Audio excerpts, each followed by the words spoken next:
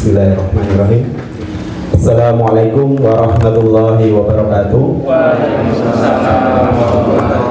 Alhamdulillah, alhamdulillahirabbil alamin. Alhamdulillah sore hari ini pada maghrib kita dapat berkumpul di pesantren masyarakat Jogja Pusat nih. Anda ini wong pusat. Semoga boten kesupen kita mengucapkan puja dan puji syukur kepada Allah Subhanahu wa taala. Alhamdulillah sore hari ini masih diberi waktu luang sehingga kita bisa menuntut ilmu, thalabul ilmi ya. Dan bersilaturahmi dengan saudara-saudara kita, sahabat-sahabat kita, termasuk ustadz kita. Salam dan sholawat semoga tercurah kepada uswah kita Nabiullah Muhammad Sallallahu Alaihi Wasallam, kepada keluarga, sahabat, tabiin, tabi'ahum dan para berikutnya. Insya Allah kita semuanya hingga akhir zaman nanti. Amin ya rabbal alamin. Sebelumnya mari kita buka terlebih dahulu dengan lafaz basmalah. Bismillahirrahmanirrahim. Semoga kesempatan hari ini ya bisa memberikan manfaat kepada kita semuanya. Alhamdulillah kesempatan kali ini yang mau memberikan tausiah Ustadz siapa namanya? Ustadz Jaya, Ustadz Jaya. Maaf bukan. Ini soalnya lagi budak ini ya. Waktu dan tempat kami persilahkan. Mau Tat. Ngapunten ya Tat. Biar tahu makan. Bismillahirrahmanirrahim. Assalamualaikum warahmatullahi wabarakatuh. Waalaikumsalam warahmatullahi wabarakatuh. Hamdan liman zayyana na'al insani bil akhlaqil karimah, salatan wa salaman ala afdalil mutakhallaqi bil akhlaqil azimah wa alihi wa ashabihi wa kulli man ittaba alaihim tariqatahumul qawimah. Qulu subhanaka la ilma lana illa ma 'allamtana innaka antal alimul hakim. Rabbi israh li sadri wa yassir li amri wa hlul 'uqdatam min lisani yafqahu qawli wasadid lisani wa di qalbi bihaqqi sayyidina Muhammadin sallallahu alaihi wasallam.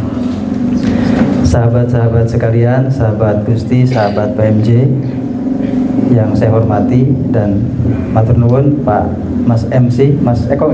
Iya. Ya. Dia baru pundak agi batu karo bojone mungkin anak kan pengajian. Jadi alhamdulillah matur nuwun ya, malam hari ini kita dipertemukan oleh Allah Subhanahu wa taala dalam majelis ilmu. Karena juga ada orang yang dipertemukan dalam hal maksiat. Dia komunitasnya di tempat perjudian, komunitasnya di tempat perzinahan, komunitasnya di tempat minum-minuman. Nah, kita alhamdulillah komunitasnya di tempat ngaji. Ini semua dalam rancang takdir Allah Subhanahu wa taala dan mudah-mudahan diistiqomahkan hingga akhir hayat kita. Ya. Bismillahirrahmanirrahim. An Hatim al-Asam an Hatim al-Asam rahimahullah taala annahu qala al ajalatu minasyaitani ila fi khamsati mawadiha fa innaha min sunnah Rasulullah sallallahu alaihi wasallam. Kata beliau, tergesa-gesa itu ya itu dari syaitan. Jadi dorongan kemerungsung bahasa Jawanya atau tergesa-gesa itu dari setan. Tetapi ada 5 hal yang justru tergesa-gesa atau menyegerakan itu. Satu, perbuatan kesunahan Nabi Shallallahu Alaihi Wasallam ya, jadi ada ajalah yang madmumah tercela, tapi juga ada ajalah yang sunnah, yang disunahkan. Kata beliau ada 5 itu. Apa itu? Yang pertama, it'amu dhaifi idza nazala. Yang pertama, memberikan makan kepada tamu idza nazala, apabila tamu itu telah masuk rumah ya. Artinya bahwa menyegerakan menyuguhi tamu itu adalah satu kesunahan Nabi Shallallahu Alaihi Wasallam ya. Ada etika dalam Islam, etika bertamu maupun etika penerima tamu. Etika bertamu mana? Etika bertamu, kalau kita bertamu dalam Islam itu ada etikanya. Datang ke rumah orang itu jangan asal masuk, harus permisi dulu. Biasa di kita dengan cara apa? Ngetuk pintu salam. Dan salam bila kita sudah melakukan 3 kali assalamualaikum, assalamualaikum 3 kali gak ada jawaban, harus segera pulang. Atau yang punya rumah gak menghendaki kita datang, maaf saya baru ada acara, enggak sebentar kok, jangan. Kalau yang tuan rumah mengatakan maaf saya nggak bisa nemuni karena alasan apapun, jangan katakan sebentar pak, nggak bisa. Kita harus pulang. Oh iya pak, kapan saya bisa kembali lagi pak? Itu. Ya kapan-kapan. Lalu kita nyanyi kapan-kapan. Ya artinya kita kan kadang sering memaksa orang supaya itu menerima kita. Jangan. Ya. Terus termasuk etika juga, ketika datang ke rumah orang itu meskipun orangnya belum belum datang, itu jangan membuka-buka rumah orang lain. Buka nakoni, itu nggak boleh. Ngintip itu nggak boleh.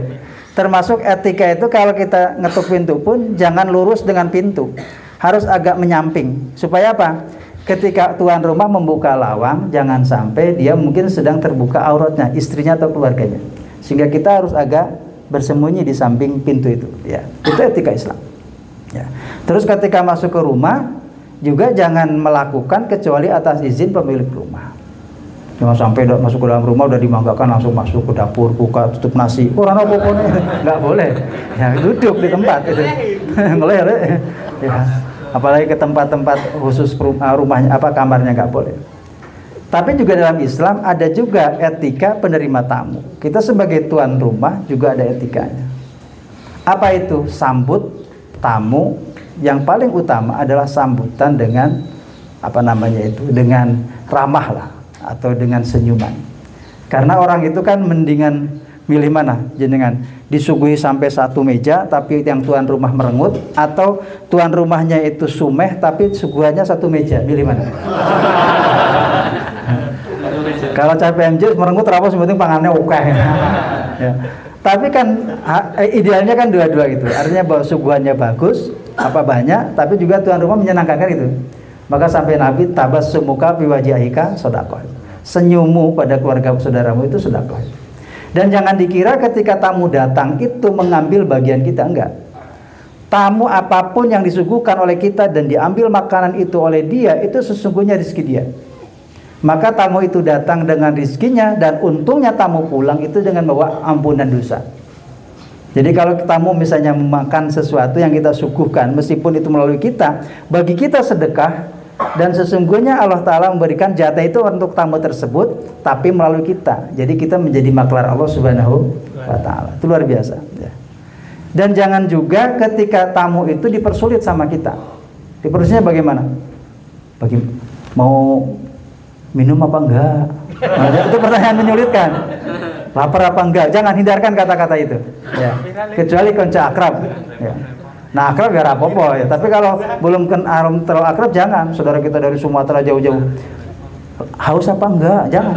Pertanyaan itu pilihan, paling enggak pilihan. Mau minum teh apa kopi gitu? Ya teh saja. Aduh maaf tehnya habis. Ya, artinya pilihan lah gitu ya, pilihan ya. Jadi seperti itu ya. Nah, tuan rumah itu harus memberikan dan kewajiban tuan rumah itu selama 3 hari wajib memberikan sedekah makanan menjamu tamu selama 3 hari. Nah ini, sehingga kata Nabi sallallahu alaihi wasallam, saya bacakan hadisnya ini. Kata Nabi, anna Rasulullah sallallahu alaihi wasallam qol, dari Ibnu Umar. Man at'ama akhahu minal khub sebentar. Yang dari Abu Hurairah, man at'ama akhahul muslim sahwatahu haramahullahu alanar. Akhrajul Baihaqi. Barang siapa memberikan makan kepada saudaranya yang muslim sesuai dengan kesukaannya, maka Allah haramkan pada orang tersebut tersentuh neraka. Bayangkan, memberi makanan, memberi minuman sesuai dengan kesukaan orang tersebut itu diselamatkan dari neraka Allah Subhanahu wa Ta'ala. Maka bagus kalau orang sering traktir, itu bagus. Tanya, pengen apa le? Aku pengen tengkleng. Wajah tengkleng lah, nasi angkringan baik. Artinya kalau kita memberikan makanan sesuai dengan apa yang diinginkan saat itu masya Allah, haramahullah alanat. Allah haramkan dia masuk neraka Allah Subhanahu wa Ta'ala. Ya. Bayangkan, seorang kekasih Allah Subhanahu wa Ta'ala, Nabi Ibrahim itu salah satu ketika ditanya, ya Ibrahim, li aisain ikhtakhadakallahu khalilan. Karena apa engkau diangkat oleh Allah sebagai sampai punya gelar Khalilullah? Kata Nabi Ibrahim apa? Salah satunya tadi, wa ma taghadaitu wa ma ta'asaitu ila madhaif. Saya tuh nggak pernah makan pagi, nggak pernah makan malam kecuali bersama tamu. Bayangkan, orang yang memuliakan orang lain berbagi makan. Dalam kitab Dasoil itu dikatakan Nabi Ibrahim itu kalau nggak ada teman makan, dia kuat menahan tidak makan sampai bertemu orang yang mau menemani makan. Ya. Mulai sekarang amalkan, mulai besok aja. Selanjutnya teman sekalian, yang kedua yang harus disegerakan itu wa tajhizul mayyiti bil ghusli wa takfini wa sholati alaihi wa dafni idza mata, yakinan. Yang kedua, menyegerakan ngurus jenazah, memandikan, mengkafani dan mensolatkan serta menguburkan bila telah yakin meninggal dunia. Jadi yang benar itu ya, ketika orang meninggal sudah diyakinkan meninggal ya, biasanya di kita ada kebiasaan ditangguhkan selama berapa lama? 2 jam. Itu pas ya, 2 jam. Setelah itu nanti dimandikan, dikafani, itu betul. Kalau bisa langsung dikuburkan. Di Jogja ini termasuk masih banyak menangguhkan ya, lama. Kadang meninggalnya tadi sore, besok dikuburkannya besok. Kalau di daerah lain Jawa Barat termasuk ke Sumatera itu meninggal misalnya malam hari, asal dia meninggal dimandikan, dikafani, disolatkan lalu dikuburkan. Dan kesunahannya begitu. Kenapa? Karena ketika menyegerakan menguburkan orang dalam hadis itu, kalau dia calon penghuni surga atau orang yang mendapatkan nikmatul kubri, itu cara mempercepat dia bertemu dengan janji Allah Subhanahu wa taala terhadap janji pada hambanya. Dan ketika di ahli maksiat juga sama, untuk menyegerakan bahwa apa yang janjikan Allah taala benar adanya. Ya.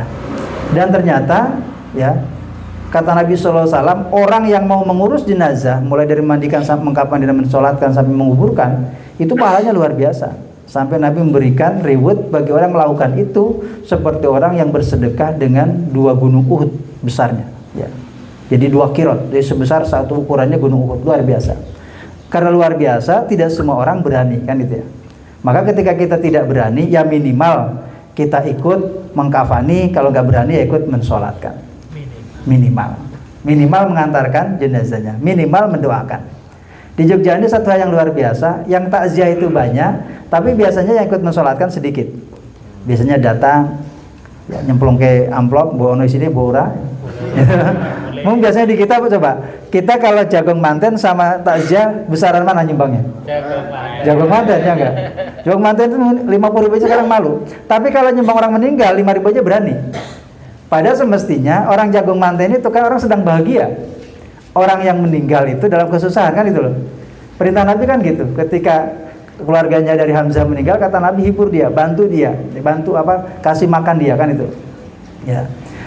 Tapi kita tuh kan seperti itu ya. Karena apa? Karena kalau nanti jagung manten kok nyumbangnya 5.000, nanti pas kita punya hajat disumbangkan 5.000 kan tekor ya. Nah itu ya. Jadi kita sebenarnya nabung gitu. Nah sahabat sekalian, kata Nabi SAW, ini saya baca hadisnya. Inna awwala ma yujazal mu'minu ba'da mauti ayyufaru li jami'i man tabi'ahu zanazatahu, itu Rawahul Baihaqi.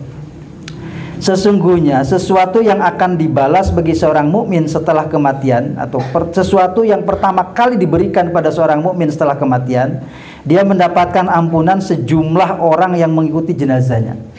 Jadi semakin banyak orang yang takziah, semakin banyak orang yang menyolatkan, semakin banyak orang yang mengantarkan jenazahnya, maka dia mendapatkan ampunan dari Allah Subhanahu wa taala sejumlah orang itu. Lalu keuntungan kita bagi yang melakukan apa? Ini ada hadisnya lagi, kata Nabi. Idza mata rajulu min ahlil jannati, apabila ada orang meninggal, ada seseorang ahli surga meninggal, istahiyallahu azza wa jalla, Allah merasa malu, ayu adziba man hamalahu, menyiksa orang yang mengusungnya, wa man tabi'ahu, orang yang mengantarkan jenazahnya, wa man sholla alaihi, dan orang yang menyolatkannya. Jadi kalau kita dalam hidup pernah menyolatkan, pernah mengantarkan jenazah, pernah menguburkan atau pernah mengkafani, mensolatkan orang tersebut ahli surga, Allah malu mengadab kita. Ya. Luar biasa. Lalu bagaimana supaya kita tahu ahli surga atau bukan? Berarti probabilitas semakin sering kita melakukan takziah, semakin kita ikut terlibat dalam kematian, maka potensi mungkin ada orang calon penghuni surga yang pernah diuruskan oleh kita. Kan itu loh. Ya enggak? Kenapa? Karena Allah tadi, Allah malu, kata Nabi, mengadab orang yang pernah mengantarkan calon penghuni surga. Allah malu mengadab orang yang ikut mengusung orang yang calon penghuni surga. Allah malu menyiksa orang yang pernah menyolatkan penghuni surga.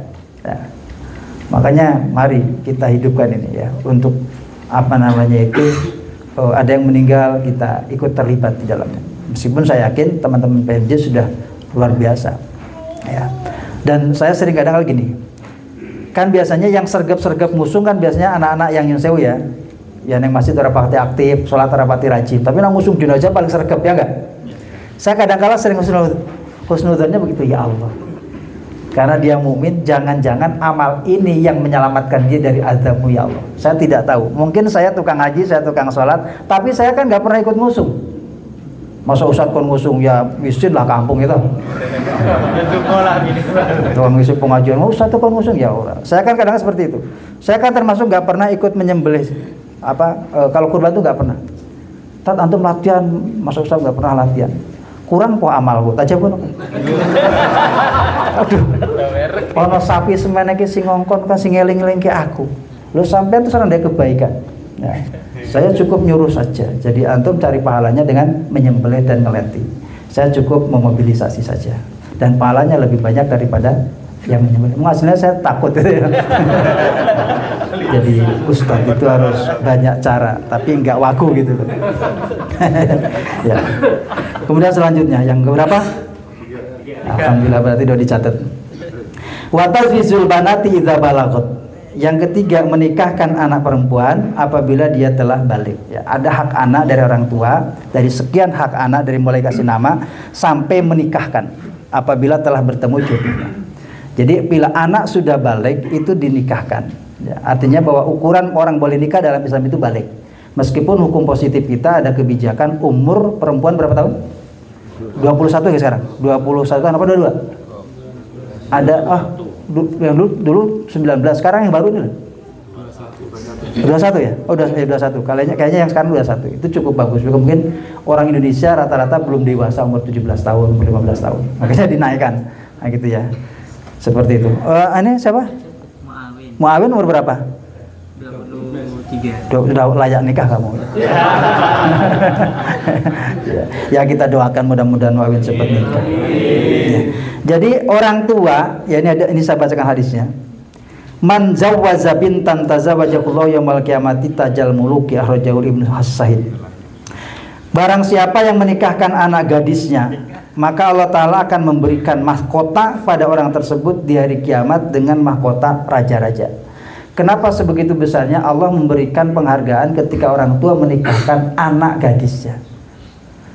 Mengawal anak dari lahir sampai nikah dan selamat tidak berzina itu bukan suatu hal yang sepele, ya enggak? Ya. Maka ketika ada orang tua mengawal betul anaknya sampai dinikahkan dan selamat dia ngikuti sunnah Nabi SAW, Allah hargai itu. Kenapa? Karena anak itu sesungguhnya milik Allah Subhanahu wa Ta'ala. Maka ketika amanah itu dititipkan dan dikawal oleh kita, Allah menghargai kita. Apa penghargaannya? Allah akan kasih itu. Pialanya apa? Muluk, tajul muluk, mahkota raja. Jadi kalau sekarang kita nggak punya mahkota di Indonesia, di dunia nggak apa-apa. Mudah-mudahan nanti di akhirat kita punya apa? Punya mahkota, masya Allah. Dengan menikahkan anak loh. Jadi tidak hanya mencetak anak hafal Quran, tapi ketika orang tua mengawal anak sampai nikah tidak berzina, itu Allah hargai sedemikian rupa. Kenapa? Masya Allah, berat betul mengawal, apalagi zaman sekarang kayak gini. Luar biasa. Yogyakarta ini terkenal sebagai kota pelajar, tapi tingkat aborsi, tingkat itu tinggi sekali, Maka Allah Ta'ala kasih penghargaan itu, ya. Dan banyak teman-teman penyuluh yang sering cerita di setiap tempat wilayahnya itu banyak sekali orang yang tadi menikahkan anaknya itu dalam kondisi sudah hamil dulu. Itu banyak sekali di Yogyakarta ini, ya. Mudah-mudahan kita semuanya terselamatkan. Maka Allah Ta'ala hargai orang tua yang sampai mengawal anaknya nikah dengan mahkota raja, ya, seperti itu. Karena betapa tidak mudahnya. Nah selanjutnya yang keempat, wa qada'ud daini idza wajaba, menyelesaikan hutang atau menyaur hutang, melunasi hutang apabila telah jatuh tempo. Jadi kalau bisa hutang jangan nunggu jatuh tempo, segera dilunasi. Apalagi sudah jatuh tempo nggak dilunasi. Biasanya gitu. Kita itu senang hutang tapi berat nyaur. Maka saya dulu membuat lembaga keuangan syariah, saya sebagai dewan syariah. Sering saya katakan gini ke tiap marketing, antum kalau mau mencairkan di potret itu orang, buatkan videonya. Bagaimana wajah saat dia menerima uang, lalu nanti saat dia nunggak, tagih dia, lalu buatkan videonya. Bagaimana wajah dia. Pasti saat nyairkan wajahnya sumringah menyenangkan, tapi saat ditagih walah rupanya ya Allah ngalah-ngalake sing utang gitu, lek kendel. Nah itu tenan itu ya. Ini ada direktur perbankan syariah ya, dari Klaten, mesti ngalami kayak gitu ya. Jadi pas nyair ke dok sumringah mung pas nunggak medeni, luar biasa ya, itu. Padahal sahabat sekalian saya sampaikan ya, saya yakin ini kita termasuk orang yang punya utang ya. Gua semangat ya. Ya mau saya gini, silakan punya utang karena itu juga tidak dilarang dalam syariat Islam, tapi satu, selesaikan piutang itu sebesar apapun, sekecil apapun. Apa sebabnya? Persoalan yang tidak putus ketika meninggal adalah hutang. Hutang itu seperti perbuatan zalim kalau kita tidak niatan nyaur. Artinya gini, kalau nanti ketika kita meninggal hutang belum selesai, tetap piutang harus diselesaikan oleh ahli waris.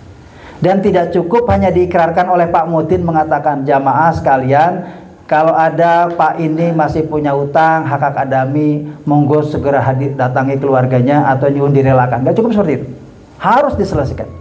Piutang itu diselesaikan. Caranya bagaimana? Yang bersangkutan yang menghutang melunasi hutang tersebut, atau orang yang menghutangi merelakan tidak dilunasi, atau ahli waris yang menyelesaikan piutang tersebut. Lalu uangnya dari mana? Bisa diambil dari harta warisnya. Karena harta waris itu sesungguhnya sahabat sekalian, itu harus segera dibagikan apabila telah selesai permasalahan hutang piutangnya.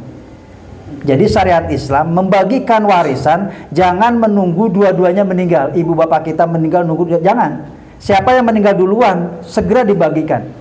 Karena ketika meninggal itu harta sudah hak ahli waris. Maka ketika tetap dipertahankan sampai bertahun-tahun nunggu ibu kita, misalnya bapak kita meninggal, ditangguhkan terus sampai menunggu ibu kita meninggal, berarti sama dengan kita menangguhkan hak ahli waris orang tua ini, bapak kita ditangguhkan oleh kita. Itu nggak boleh, harus segera. Maka saya kalau waktu bapak saya meninggal kemarin, bapak saya meninggal, saya tanya, punya utang nggak? Oh, punya utang ini nih, dah nanti kita hitung. Kemudian punya wasiat nggak? Punya.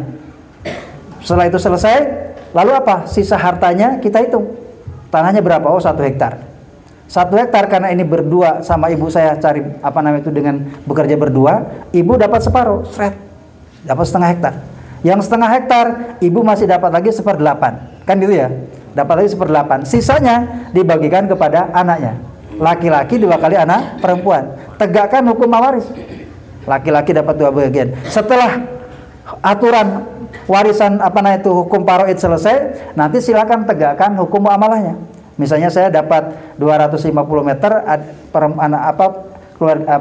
saudara perempuan saya hanya dapat 150 meter. Misalnya saya ngomong, hak saya boleh saya hadiahkan kepada adik saya, kakak saya, boleh.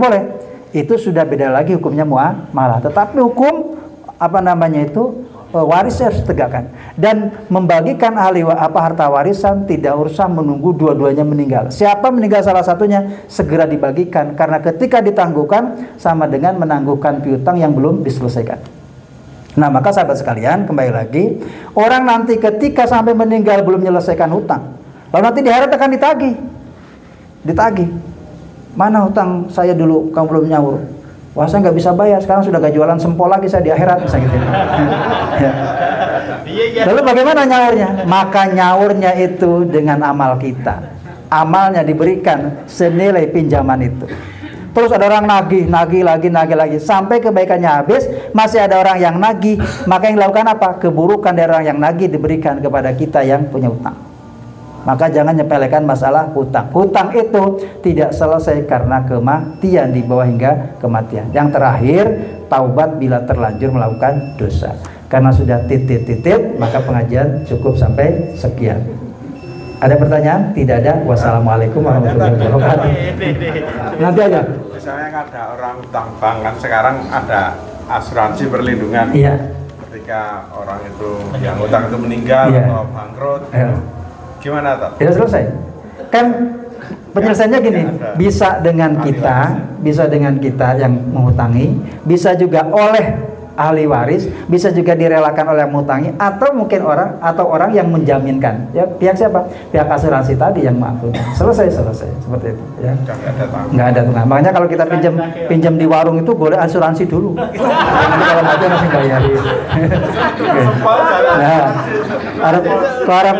harap ngutang sempol boleh asuransi dulu. Supaya nanti kalau meninggal ada yang bayar. Begitu ya. Mau Kang. Demikian tadi tausiah dari Ustadz saya karena sudah waktu isya. Mari kita akhiri dengan lafaz hamdalah dan doa kafaratul majlis. Alhamdulillahirabbil alamin. Subhanakallahumma. Semoga bermanfaat. Assalamualaikum warahmatullahi wabarakatuh.